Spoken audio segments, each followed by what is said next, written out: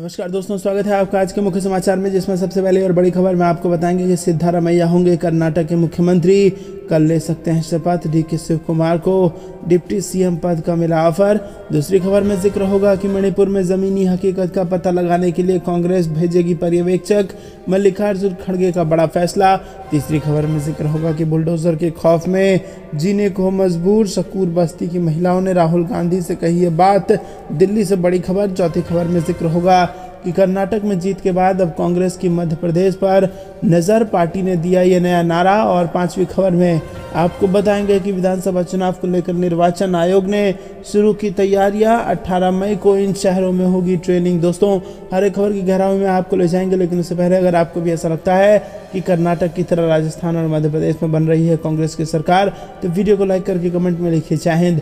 रुक करते हैं सबसे पहले और बड़ी खबर की तरफ। कर्नाटक में सिद्धारमैया होंगे कर्नाटक के मुख्यमंत्री और ले सकते हैं अब ये शपथ। डीके शिव कुमार को डिप्टी सीएम पद का ऑफर दे दिया गया है।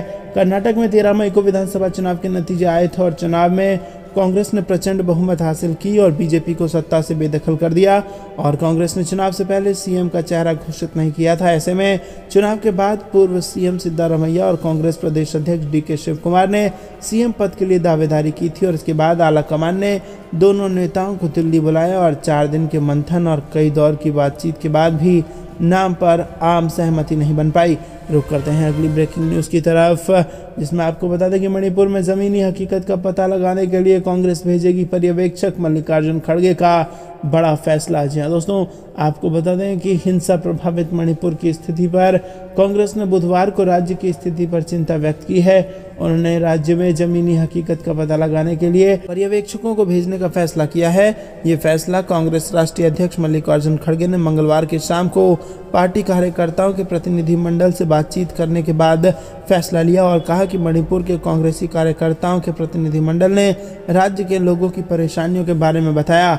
उन्होंने बताया कि वहां के स्थानीय लोगों को किन मुसीबतों का सामना करना पड़ रहा है। जमीनी हकीकत का पता लगाने के लिए हम जल्द ही पर्यवेक्षकों को भेजेंगे। रुक करते हैं अगली ब्रेकिंग न्यूज़ की तरफ। बुलडोजर के खौफ में जीने को मजबूर। शकूर बस्ती की महिलाओं ने राहुल गांधी से कही ये बात। जी हाँ दोस्तों, आपको बता दें कि कांग्रेस के पूर्व अध्यक्ष राहुल गांधी के शकूर बस्ती रेलवे स्टेशन के निकट झुग्गी बस्ती जाकर वहां रहने वाली महिलाओं से उन्होंने पूछताछ की और इस दौरान महिलाओं ने उन्हें अपने घर पर बुलडोजर चलने का डर और महंगाई जैसी समस्याओं के बारे में अवगत कराया। और कांग्रेस ने महिलाओं के साथ राहुल गांधी की मुलाकात का वीडियो मंगलवार को जारी किया। कांग्रेस ने वीडियो जारी कर बताया कि दिल्ली के शकूर बस्ती में रहने वाले परिवार जहां एक तरफ चौतरफा महंगाई से परेशान हैं, तो दूसरी तरफ बुलडोजर के खौफ में जीने को मजबूर हैं। बिजली, पानी, रसोई गैस और बच्चों की पढ़ाई को लेकर ये हर दिन चुनौतियों का सामना कर रहे हैं। कांग्रेस ने कहा कि राहुल गांधी ने इन परिवारों से मिलकर उनकी समस्याएं सुनी और समझी हैं। रुक करते हैं अगली ब्रेकिंग न्यूज़ की तरफ। कर्नाटक में जीत के बाद अब कांग्रेस की मध्य प्रदेश पर नजर। पार्टी ने दिया ये नया नारा। जी हाँ दोस्तों, आपको बता दें कर्नाटक फतह के बाद बीजेपी का एमपी का किला ढहाने के लिए कांग्रेस ने एग्रेसिव कैंपेन शुरू कर दिया है। मध्य प्रदेश मांगे कमलनाथ नारे के साथ कांग्रेस के नेता बेहद तीखे ढंग से शिवराज सरकार पर हमला कर रहे हैं।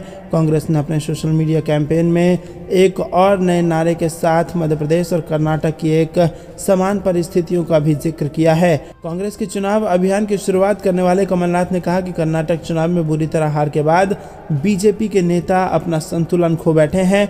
मध्य प्रदेश में 18 साल की सरकार के दौरान बीजेपी ने जनता के लिए कोई काम नहीं किया और इसीलिए अब चुनाव से पहले मध्य प्रदेश बीजेपी के नेता एक से बढ़कर एक असंगत बयान दे रहे हैं और इन बयानों का एकमात्र मकसद मध्य प्रदेश की जनता का ध्यान भटकाना है।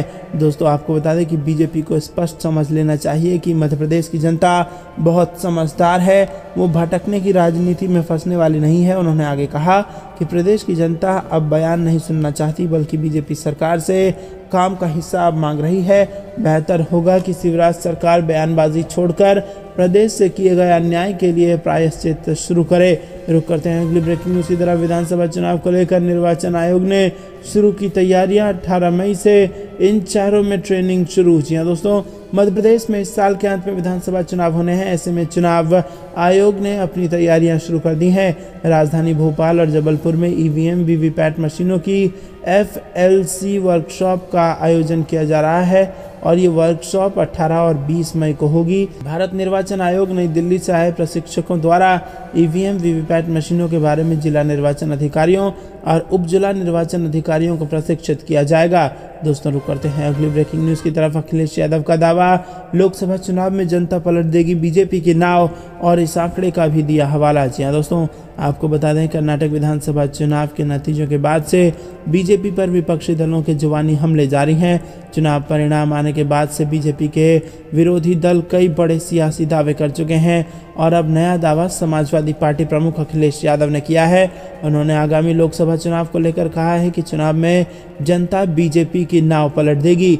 अखिलेश यादव ने बुधवार की सुबह दावा करते हुए अपने आधिकारिक ट्विटर से एक ट्वीट किया है और उन्होंने दावा करते हुए कहा कि उत्तर प्रदेश निकाय चुनाव में भाजपा के लगभग 25 सांसदों के क्षेत्र में जनता ने भाजपा के प्रत्याशियों को हराया है और ये महंगाई, बेरोजगारी ठप, कारोबार ध्वस्त, कानून व्यवस्था, नारी युवा विरोधी भाजपाई सोच व भ्रष्टाचार के खिलाफ जनता का फैसला है। लोकसभा चुनाव में जनता भाजपा की नाव पलट देगी। दोस्तों रुक करते हैं अगली ब्रेकिंग न्यूज की तरफ। कर्नाटक में बीजेपी की हार के बाद इस नेता का बड़ा दावा, अब मोदी मैजिक हो चुका है खत्म। जी हाँ दोस्तों, कर्नाटक में कांग्रेस की जीत और बीजेपी की हार का असर छत्तीसगढ़ के सियासी गलियारों में भी दिखाई दे रहा है। दोनों ही राजनीतिक पार्टियों का एक दूसरे पर हमला जारी है और राज्य में पूर्ण बहुमत से कांग्रेस की सरकार बनने के बाद पार्टी के वरिष्ठ आदिवासी नेता नंद कुमार साय ने बीजेपी को लेकर बड़ा बयान दिया।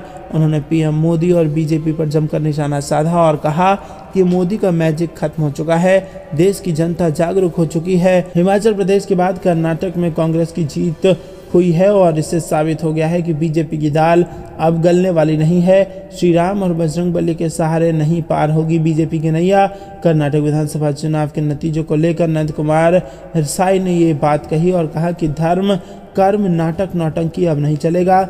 जो धरातल पर रहेगा अब वही जीतेगा और कर्नाटक में कांग्रेस का ये अभूतपूर्व प्रदर्शन है, ये ऐतिहासिक जीत है। कांग्रेस सहज सरल पार्टी है। दोस्तों रुक करते हैं अगली ब्रेकिंग न्यूज की तरफ। सत्यपाल मलिक के करीबी के घर सीबीआई का छापा, पूर्व राज्यपाल ने इसे दुर्भाग्यपूर्ण बताया। जी हाँ दोस्तों, कथित बीमा मामले में जम्मू कश्मीर के पूर्व राज्यपाल सत्यपाल मलिक के तत्कालीन प्रेस सचिव सुनक बाली के आवास पर सीबीआई की छापेमारी चल रही है और ये कार्रवाई संपत्तियों को लेकर हो रही है।